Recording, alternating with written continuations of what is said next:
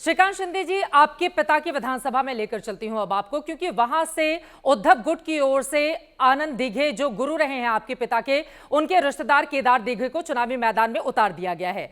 तो वहां पर फाइट आपके पिता के लिए कितनी मुश्किल भरी रहने वाली है इस बार? देखो, मुझे लगता है कि जिस तरीके से वो गए, अनेक चुनाव लड़े और जीते, इस बार उनकी जीत और बड़ी होगी, क्योंकि जिस प्रकार से उन्होंने काम किया है उनके चुनाव क्षेत्र में या महाराष्ट्र में जी, तो वो लोग उन पर विश्वास रखेंगे, उनके कामों पर विश्वास रखेंगे और पूरी बड़ी, अभी तक जीत जितनी बड़ी नहीं हुई उससे बड़ी जीत इस बार माननीय मुख्यमंत्री एकनाथ जी शिंदे साहब की होगी। क्या अगर महायुति जीत कर आती है तो मुख्यमंत्री बनेंगे एकनाथ शिंदे साहब? मुख्यमंत्री का चेहरा, इसकी लड़ाई जो है महाविकास आघाड़ी में है। महाविकास आघाड़ी के हर नेता रोज उठकर कहते हैं कि मुझे आप मुख्यमंत्री पद का चेहरा बनाइए। आज एक और कांग्रेस के नेता खड़े हुए और उन्होंने कहा कि मुख्यमंत्री, अगला मुख्यमंत्री जो है वो मैं ही हूँगा। तो मुझे लगता है कि ये होड़ जो है ये महाविकास आघाड़ी में है। उनको दुनिया से, लोगों से कुछ लेना देना नहीं है। उनको सिर्फ कौन मुख्यमंत्री बनेगा, कौन मुख्यमंत्री पद का चेहरा बनेगा, इसके लिए होड़ लगी है। हमारे महायुति में कोई भी नेता आज तक उन्होंने बयान नहीं किया कि मुझे मुख्यमंत्री पद का चेहरा बनाइए या मैं खुद मुख्यमंत्री बनूंगा। लोग डिसाइड करेंगे, लोग तय करेंगे कि कौन मुख्यमंत्री बनेगा, कौन मुख्य आने वाले समय में जो है इस महाराष्ट्र का नेतृत्व करेगा। राज ठाकरे जी एबीपी न्यूज के शिखर सम्मेलन का हिस्सा बने थे। उनकी ओर से कहा गया कि देखिए, इस बार देवेंद्र फडणवीस बनेंगे मुख्यमंत्री, उन्हीं के चांसेस ज्यादा लग रहे हैं। तो उनके इस बयान पर आप क्या प्रतिक्रिया देंगे? राज ठाकरे जी बहुत बड़े नेता है। मेरी उतनी औकात नहीं है कि उन पर मैं कुछ बयान करूं। मैं एक कार्यकर्ता हूं। आपने अजित पवार का नाम लिया तो जयराम रमेश जो कांग्रेस पार्टी के बड़े नेता हैं, उनकी ओर से गंभीर आरोप लगाए गए। उनके आरोपों को मैं पढ़ देती हूं, फिर आपसे जवाब लूंगी। उन्होंने दावा किया है कि अजित पवार ने खुलासा किया है कि सीएम रहते देवेंद्र फडणवीस ने उन्हें सिंचाई घोटाले की जांच की सिफारिश से जुड़ी फाइल दिलाई थी। इसे गंभीर मामला बताते हुए वो आरोप लगा रहे हैं इसमें न केवल डराने, धमकाने और ब्लैकमेल शामिल है, बल्कि गोपनीयता की शपथ का भी उल्लंघन है। ये बहुत ज्यादा गंभीर आरोप कांग्रेस पार्टी की ओर से लगाए जा रहे हैं। श्रीकांत जी, देखो, मुझे लगता है कि अभी कांग्रेस पार्टी और विरोधियों को दूसरा कुछ काम बचा नहीं है आरोप लगाने के सिवाय। 2.5 साल का हिसाब ही नहीं है। 2.5 साल में क्या काम किया इन्होंने? लोगों के सामने एक बार आके बताना चाहिए कि आपने 2 साल में ये काम किया और हमने 2.5 साल में ये काम किया है। ये हिम्मत है उनमें? सिर्फ आरोप लगाने का काम करेंगे तो आरोप जो है, हर आरोप का उत्तर देना मुझे लगता है कि ये जरूरी नहीं है। आप बार बार अपने काम पर ज्यादा फोकस कर रहे हैं, लेकिन उद्धव ठाकरे की पार्टी की ओर से यह आरोप लगाए जा रहे हैं कि मुंबई को, महाराष्ट्र को जो उद्योग धंधे मिलने थे वो सब गुजरात शिफ्ट किया जा रहा है।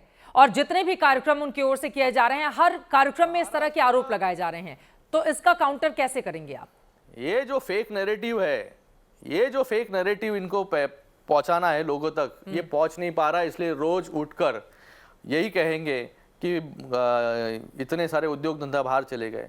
मैं आपको कहूंगा कि इनके कार्यकाल में अंबानी जी के घर के नीचे विस्फोटक लगाने का, जेलेटिन लगाने का काम किसने किया? इनके उद्योगपतियों के घर के नीचे एक्सटॉर्शन के लिए आप लोगों ने जेलेटिन के स्टिक्स लगाए, बम लगाए वहां पर। और जो पकड़ा गया वजह, वो किसका आदमी था और उसके लिए किसने बयान, उसका सपोर्ट किसने किया कि ये ओसामा बिन लादेन है क्या? ये किसने कहा था?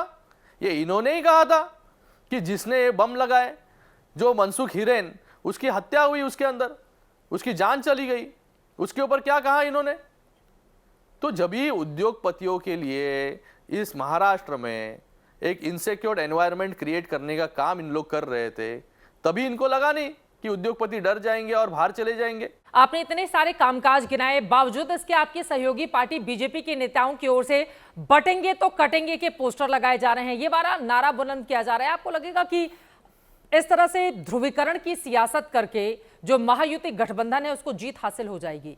इस नारे पर क्या है आपका जवाब? नहीं, हमें ध्रुवीकरण करने की, चित्रा जी, हमें ध्रुवीकरण करने की जरूरत नहीं है। मैं शुरुआत से आपके इंटरव्यू में एक ही बात बोल रहा हूँ, डेवलपमेंट। अलग अलग चीजें जो है डेवलपमेंट के मुद्दे मैंने आपको गिनाए, तो हम लोग सिर्फ डेवलपमेंट का एजेंडा साथ में लेके जा रहे हैं। डेवलपमेंट का एजेंडा के सिवाय कुछ भी नहीं।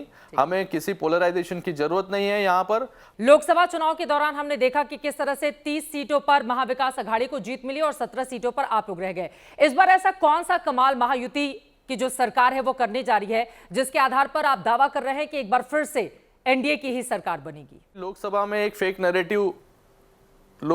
नैरेटिव फैलाया गया, लोगों को गुमराह किया गया जी कि आरक्षण खतरे में है, आरक्षण बदला जाएगा। मुस्लिम कम्युनिटी में डर फैलाया गया, एससी कम्युनिटी में डर फैलाया गया। लेकिन लोग एक बार फेक नैरेटिव का शिकार हो सकते हैं, बार बार नहीं। उसका उदाहरण आपने हरियाणा में देखा। हरियाणा भी पोलराइजेशन और फेक नैरेटिव फैलाने का काम इन्होंने किया, लेकिन लोगों ने कांग्रेस को हरियाणा से खदेड़ दिया।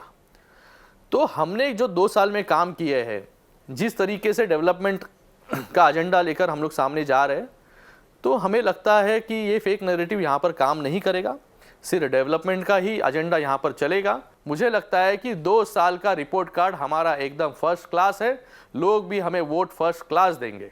चलिए, बहुत धन्यवाद श्रीकांत शिंदे जी एबीपी न्यूज से जुड़ने के लिए और आज के इस महत्वपूर्ण विषय पर चर्चा करने के लिए। श्रीकांत शिंदे जो दावा कर रहे हैं, उनके दावे का कितना दम दिखेगा, इसका फैसला तो महाराष्ट्र की जनता को करना है। लेकिन लगातार डबल इंजन की सरकार के दौरान किए गए कामकाज का वो जिक्र कर रहे हैं और साथ ही बता रहे हैं कि उनके पिता मुख्यमंत्री रहते हुए बीते 2 सालों में उन्होंने महाराष्ट्र के लिए कितने ज्यादा कामकाज किए हैं। लाडकी बहना योजना क्या इनकी पार्टी के लिए, इनके गठबंधन के लिए करेगी कमाल, इस पर लगातार रहेगी एबीपी न्यूज की नजर।